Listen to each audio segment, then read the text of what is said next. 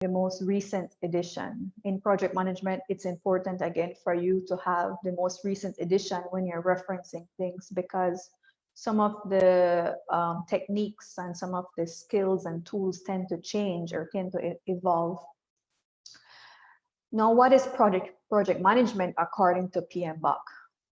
Project management is the application of knowledge, skills, tools, and techniques to project activities to meet the project requirements. What are the project requirements? Well, these are your goals. This is your scope, first of all, and these are the goals of the project, the objectives, and the intended outcomes of the project. Now, I've adopted my own definition because I use project management really in all my work here at Elevate Consulting Limited. And I don't use all the tools. There's so many tools in project management, especially when you're doing some kind of construction. It can get quite technical, but in my work at Elevate, I've come to use this definition or follow this definition. Project management is the utilization of planning and monitoring tools to ensure proper implementation. Proper implementation is key here, guys, and that the intended results are achieved. Many times we hear a project would go way over the timeline. It would be behind by 2 years, or it would be above budget by $100,000. And at the end of the day, the project that you scoped and you planned for at the beginning is completely different from the project that you have when you close the project at the end of that term. So proper implementation is key, guys, so that you achieve your intended results, so that you remain within schedule, so that you remain within budget. And again, these are principles and guarantees I like to give my clients when I'm running projects for them, and they appreciate it.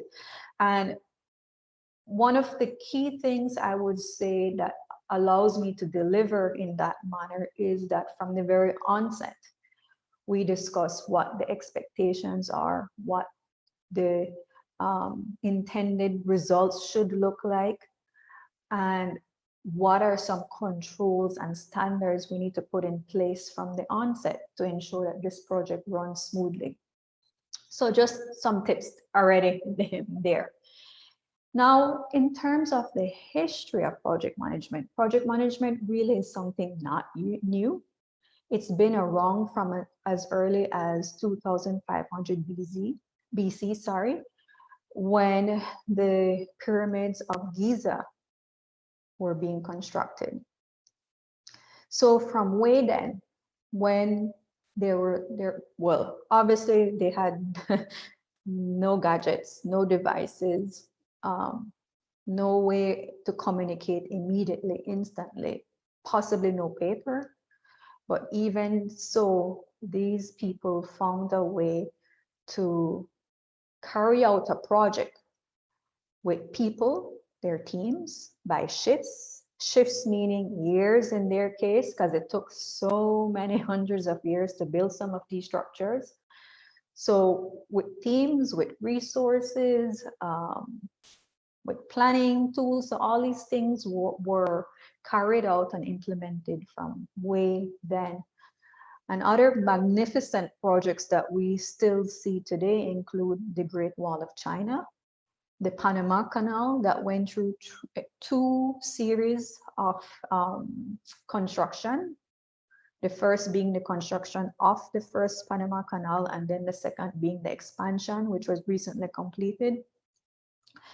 So from then to now, project management has evolved a lot. So then project management was used, like I said, mainly for construction projects. And now we use it to invent things, to carry out improvements in our organization.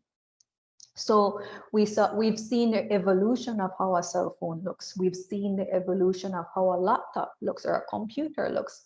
We've seen the evolution of how watches look. So all these things are series of projects that have used project management tools to bring about these intended unique products.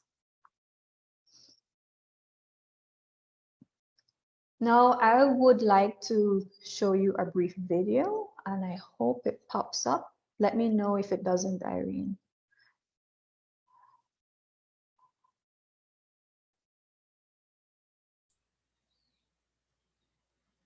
Irene, will you be able to hear the volume?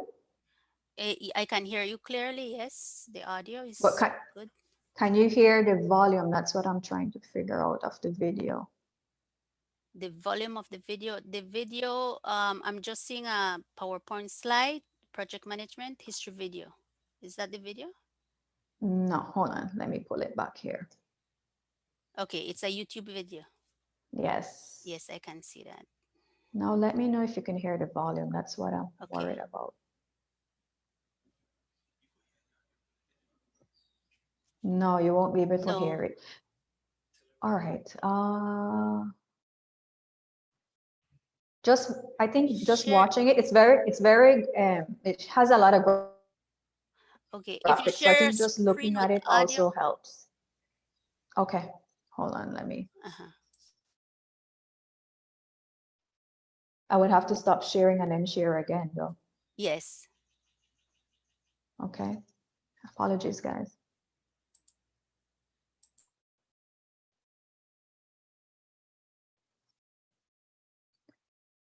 Share screen with audio. Doesn't give me that option.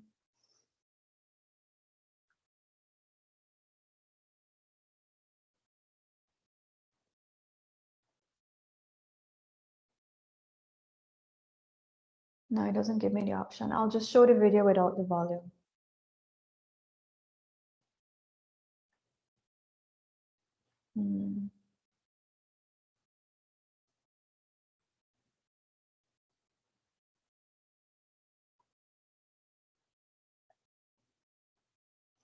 Sorry.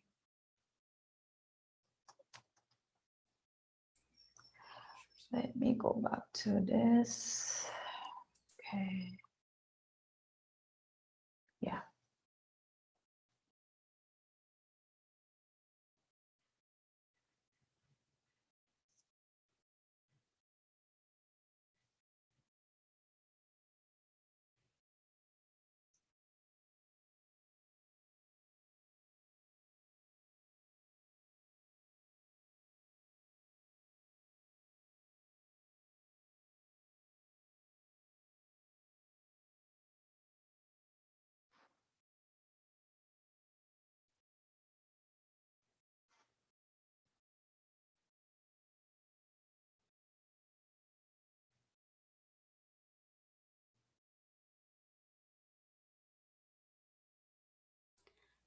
Hi, Yuri? If you stop sharing, then you go to share screen, and then on the left-hand corner, there's something that says with sound. I don't see it when I do it. Okay. I should have shown you.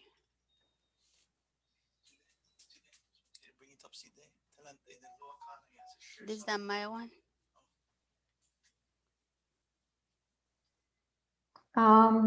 Anyway, I'll share this PowerPoint as well with you all, so then maybe you guys can watch it as well. I'm sorry about that.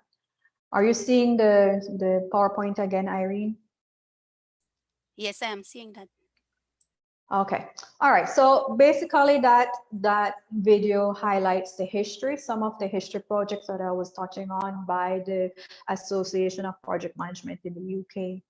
And it just showed you the evolution of project management, how it went from large projects to now small handheld devices to executing events. So it has evolved and devolved into being able to apply a lot of the best practices and tools and techniques to enhance your organization.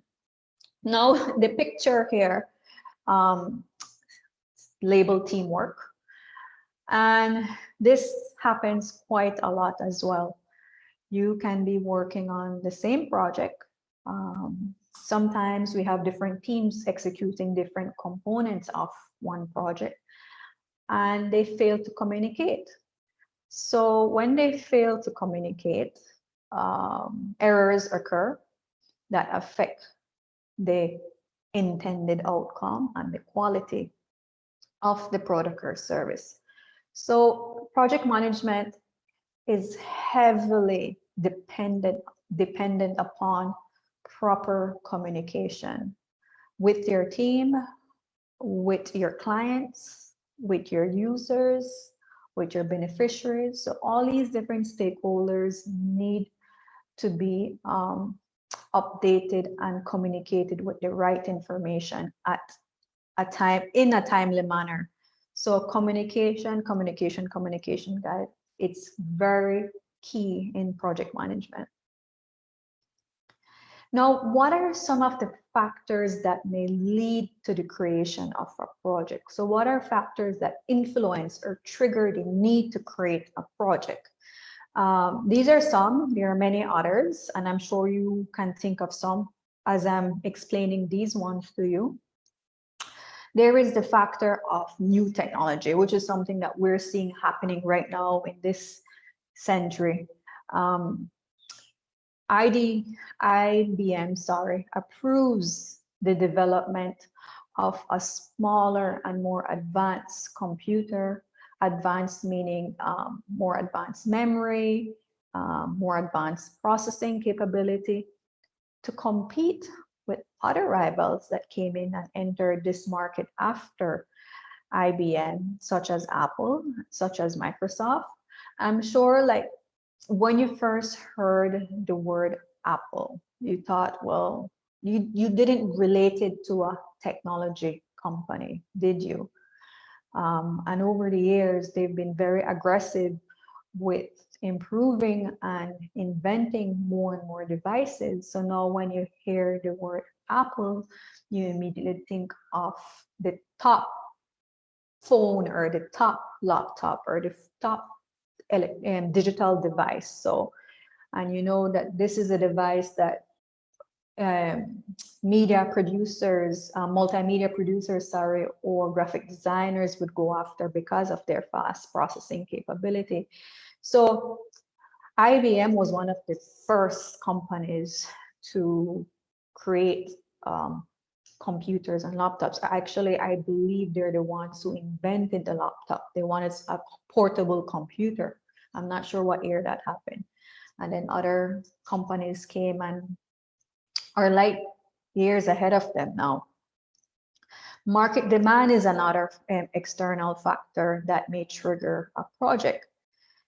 We're seeing this in the car industry. Car companies such as Ford are racing to develop green vehicles. So vehicles that don't rely on fossil fuels, that are efficient, that are environmentally friendly, that are sustainable. So that vehicles that are checking off all these things, because this is now the new way of thinking and a new language out there, climate change, the impact of the impact that we're having as human beings on the climate because of burning of fossil fuel or because of pollution or because of waste generation. So car companies are now trying to reinvent themselves and provide these options to customers that want to have this option to select from.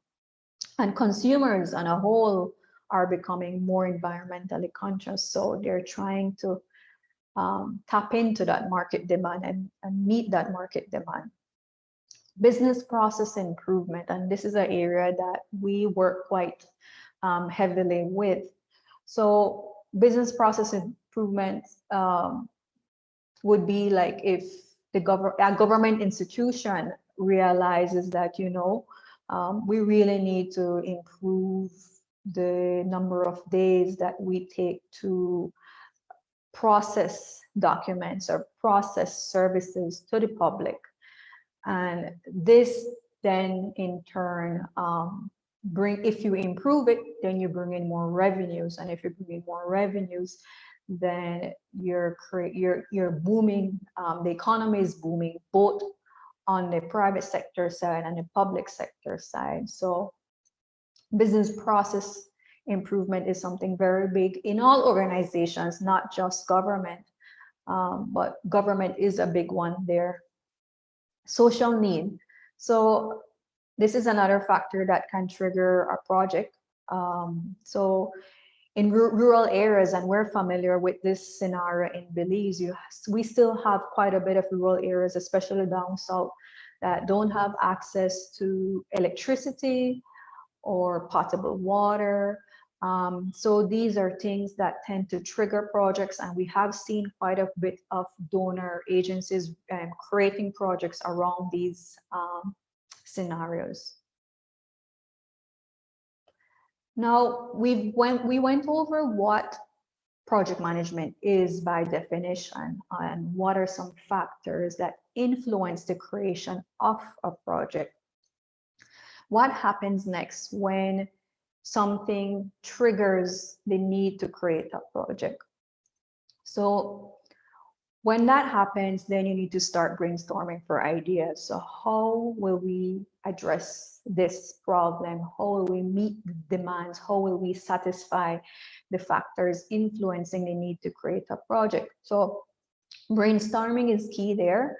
And sometimes brainstorming is done with a group of people within an organization. Sometimes it's done with just management or the leadership team. And sometimes it's done from outside of the organization, and then they pitch it to the organization as something that they think the organization should carry out or partner with them to do. So once that is done, then you need to develop a business case. So you need to do a quick synopsis or analysis of what this would look like, what it will take to get it done, and if it makes sense. And this is a very high level review of the idea. And again, it can be done within a team or with leadership, or leadership decides they will do it on their own and then just present it to the team, and say, let's carry out this project. Once that is done, then you kick into the project management process, which are 5 processes: initiation, planning, executing, monitoring and control, and closing. So initiation, creating the business case is a part of initiation actually.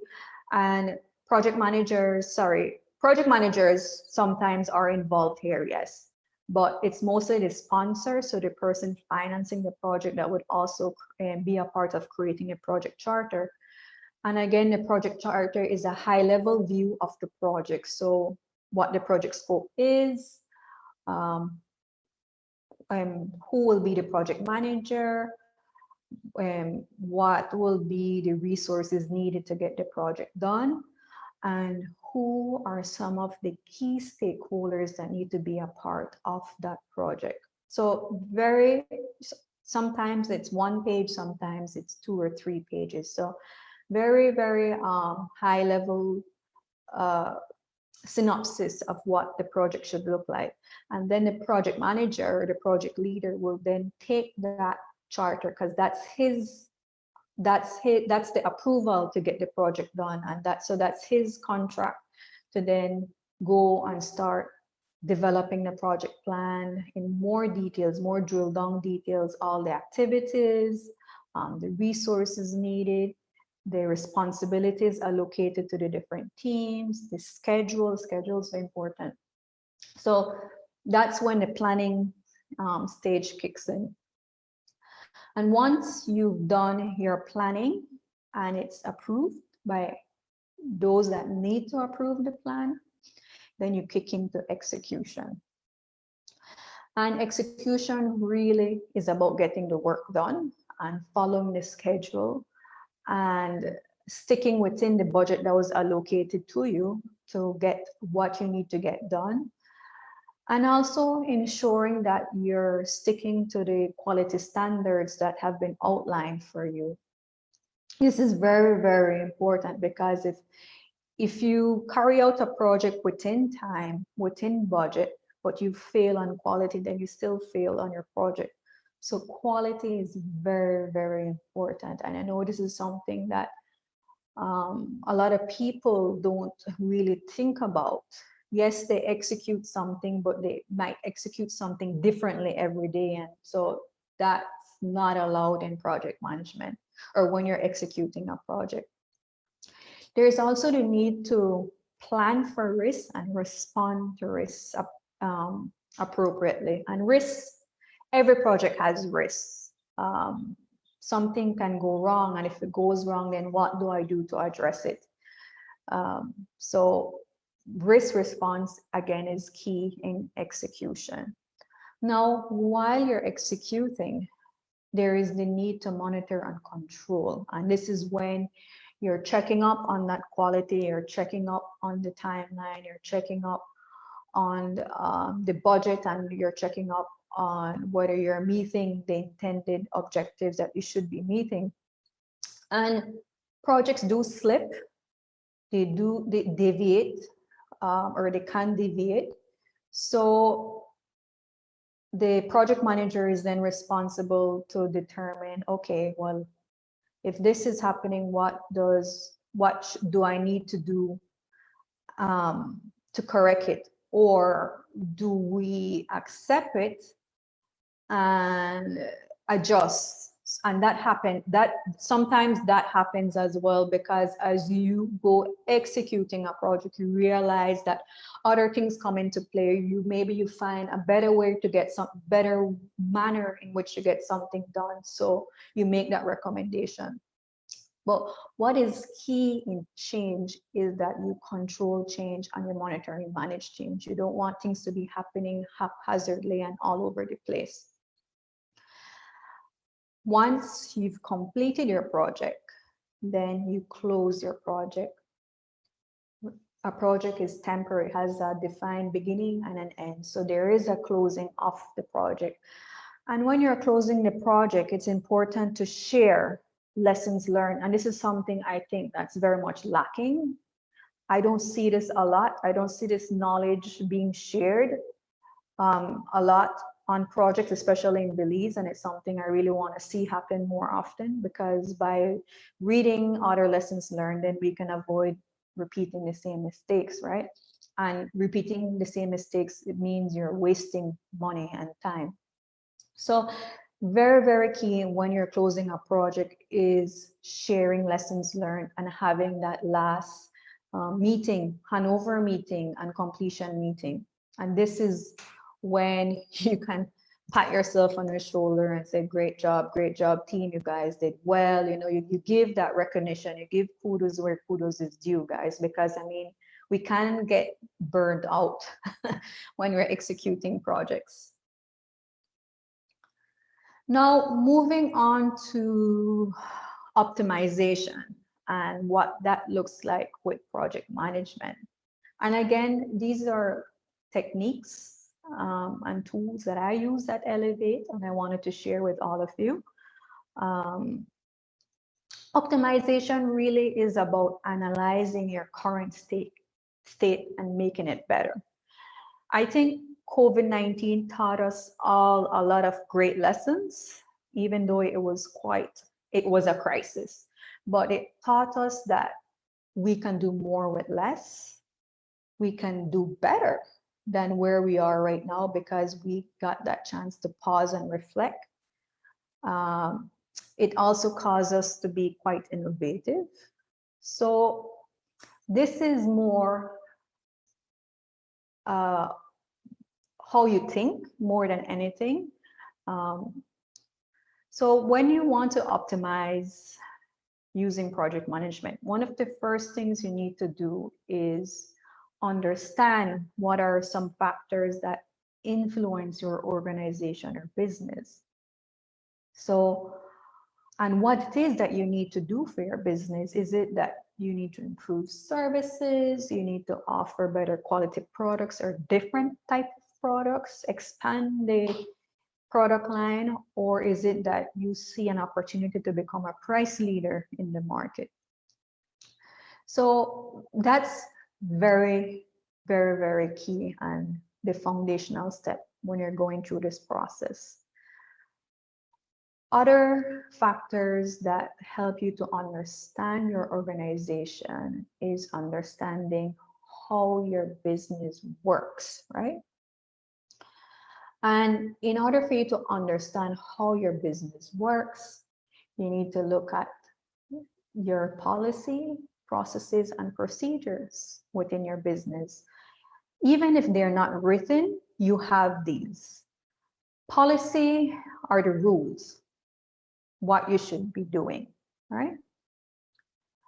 Process is a series of workflows and procedures connecting to one another to get you from point A to point B. And procedure is how you do the different work, or how you do the different things you need to do to be a part of the process. So for example, if we're to think of processes as the streets in Belmopan, so all the streets are connected, right? And in order for you to go, and the streets have their rules, what are one-way roads, what are two-way roads. So all the roads are processes, they're all connected, they're all flowing. And the procedure is, if I need to get to Scotiabank, for example, from Shell gas station, then I will drive from Shell gas station to in front of Scotiabank, and then I will turn left. So that's a procedure, how to do it, how you do the different things within the process.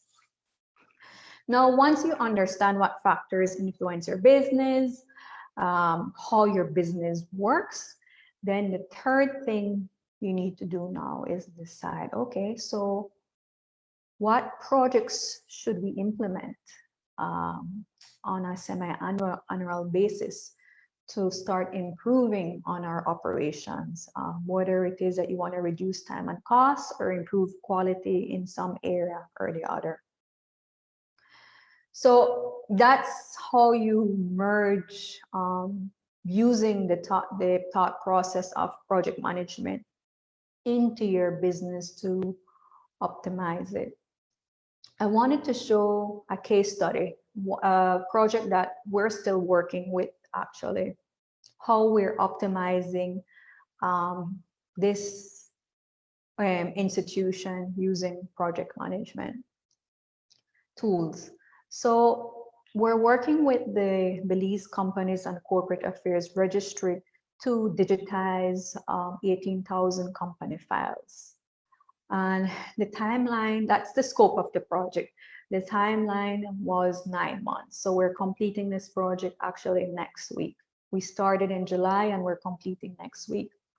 So we're almost at the end, and we're closing off this project next week. My apologies. Before the project started, we did a baseline assessment of what the procedures and processes look like.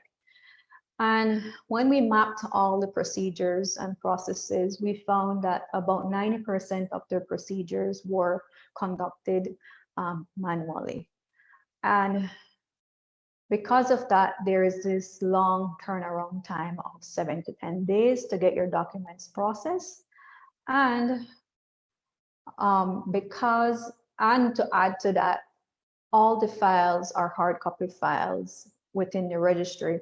So they're working with hard copy files only. So this can be quite time consuming to retrieve a file, review a file, pass that file down. And in some cases, it can lead to it being misplaced and errors. I mean, we're only humans, right? So these things do happen. As of last month, and I think these numbers might improve, when we did the mapping again, because the files are now digitized, and this is an example of how the digitized file looks in the system. The staff is now able to work with email services. So they're now accepting requests and documents and applications via email, and they could process that quite easily along the chain line. They've also implemented digital logs, and working with digital documents in itself really reduces the turnaround time, because it doesn't take much time to open the system, quickly query a company name, and then review that and then pass that along. So it takes 1 to 2 to 3 minutes, I think, the most, to now be able to do that, versus 10 to 15 minutes when you had a hard copy file in front of you. So all of those are improvements. So we're now down to 50% manual procedures and 50% digital procedures. And I think this number will improve when we close the project. They're now down to 3 to 5 days turnaround time, and they are working towards a 24-hour turnaround time. And this is all possible because they now have digital files for that quick access, easy review, and it's secured. And they're now offering another value-added product, which is digital searches. So when you go in to request a company search, they're no longer pulling out these volumes of files for you to look through.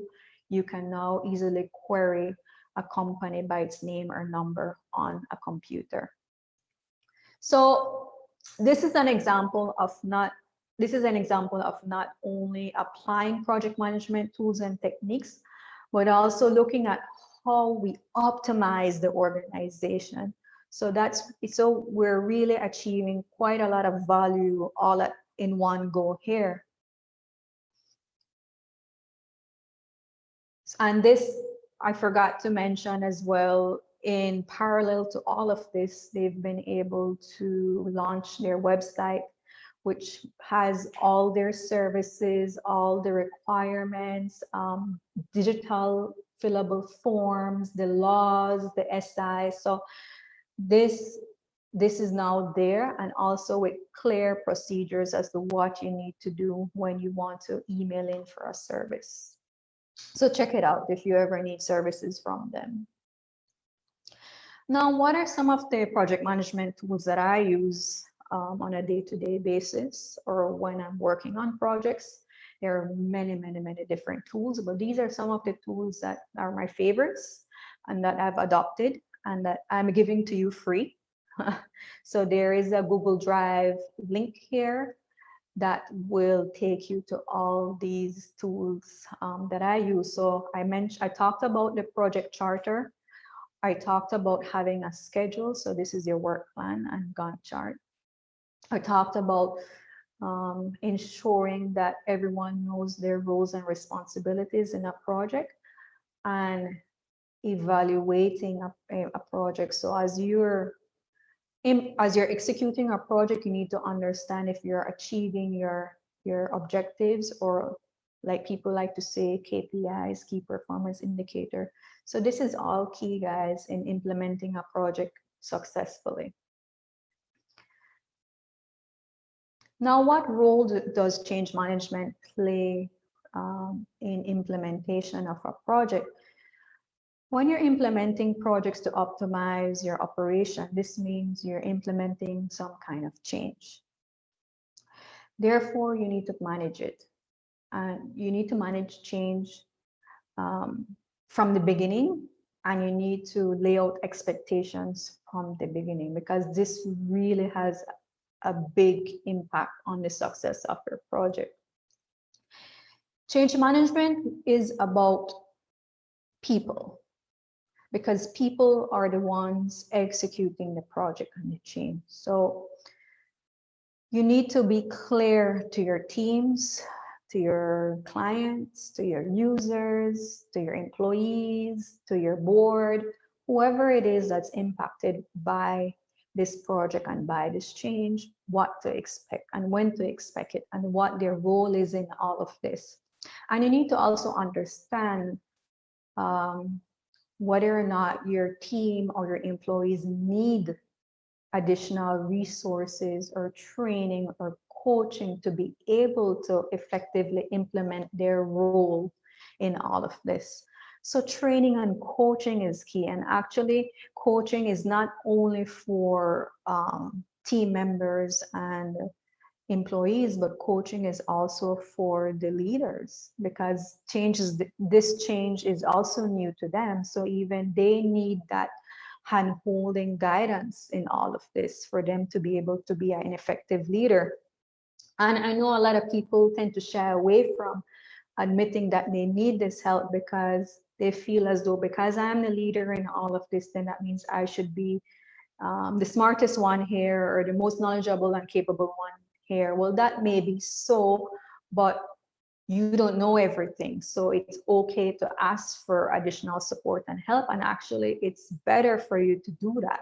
And when you do that, you also show your team members or your staff that, you know, you're just like them, you're learning as well. And then that in itself allows for better adaptation from your staff and employees.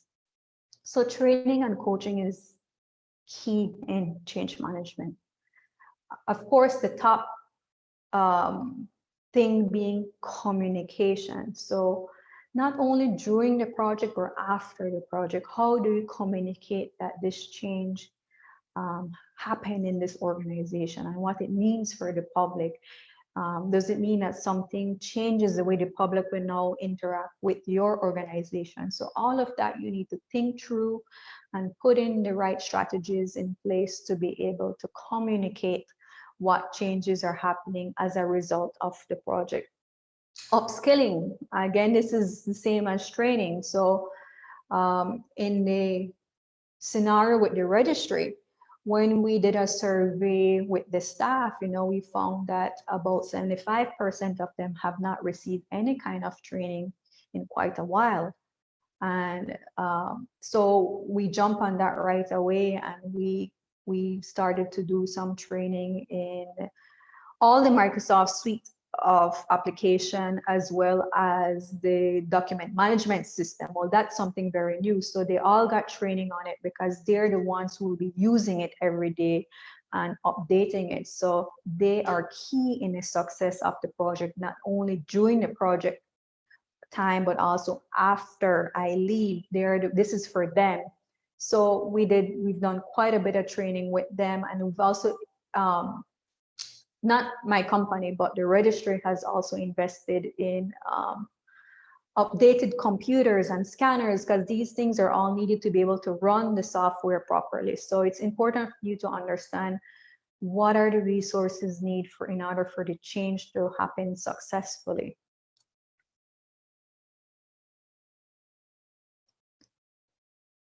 And short and sweet, that's the end of the presentation. Irene, I know you said you're gonna moderate the Q&A, but I don't know if anyone has anything to say. I would be happy to listen to them as well. And thanks as well. Well, so far nobody posted any questions, and Okay. We're running out of time. So if they have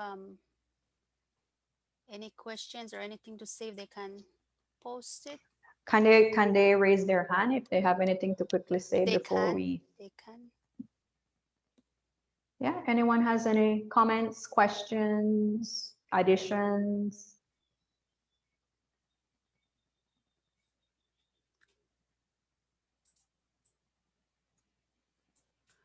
Okay, so we would like to thank everyone for attending, and we hope to see you soon on one of our upcoming webinars. We're going to be sending you an email. I can send you the link to the Google document that Mrs. Alpucha mentioned during the presentation. And we thank you all for joining us today. Well, thank you all. And then in my presentation has my email address, and well, you can look me up online as well if you have any questions you want to take up privately with me. Thank you for your time. Irene, thank you too for inviting me. It's been a pleasure. You're welcome, and thank you very much too. Okay. Bye.